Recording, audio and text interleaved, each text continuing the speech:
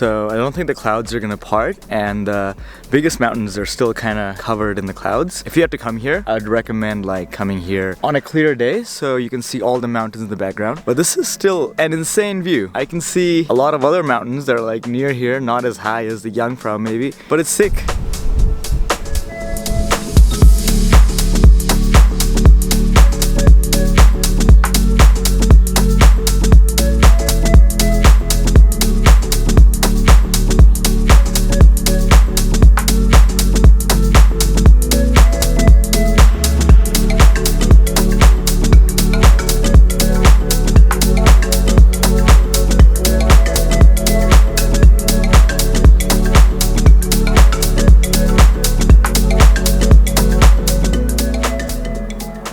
It's what, 8:30 p.m. so I think this is gonna be my last sunset, however much of the sun I can see in the Switzerland.